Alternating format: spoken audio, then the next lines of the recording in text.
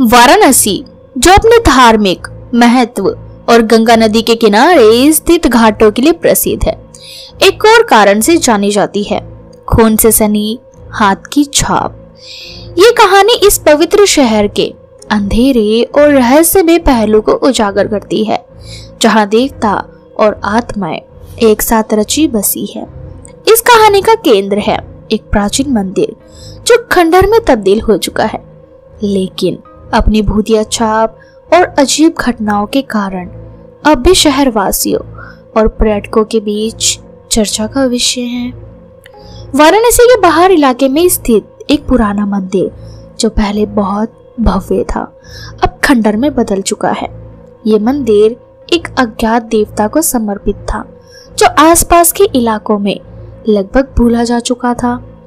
मंदिर में एक समय कुछ साधु लोग रहते थे और वो एक विशेष गुप्त अनुष्ठान की तैयारियां कर रहे थे, लेकिन वो अनुष्ठान अचानक एक बुरे मोड़ पर पहुंच गया। जैसे ही वो अनुष्ठान में गहरे समा रहे थे, अचानक मंदिर की जमीन कांपने लगी, ठंडी हवा बहने लगी और एक भव्य चीख पूरे मंदिर में गूंज उठी। उस रात के बाद उन साधुओं का कोई पता नहीं चला और मंदिर को छोड़ दिया गया। लेकिन इस घटना के बाद एक रहस्यमय घटना घटी। मंदिर की दीवारों पर एक खून से सनी हाथ की छाप बार बार दिखाई देने लगी।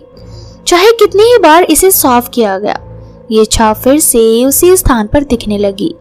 ये छाप किसी और की नहीं, बल्कि एक भूतिया आत्मा की थी, जो उस खतरनाक अनुष्ठान के बाद मंदिर में फंसी हुई थी।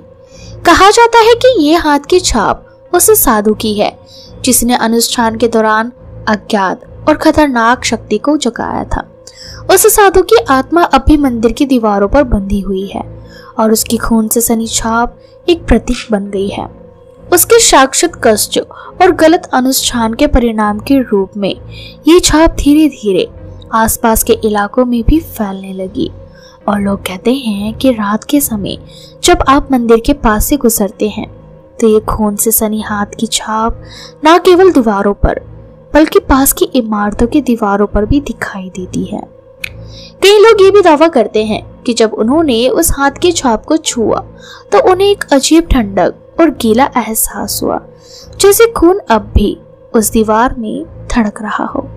कुछ लोग तो ये भी कहते हैं कि जब वो उस हाथ की छाप को छूने के बाद मंदिर के पास से लौटे, तो उन्हें बेहोश हो जाने के बाद एक ऐसे स्थान पर पाया गया जहां उनका कोई स्पष्ट कनेक्शन नहीं था।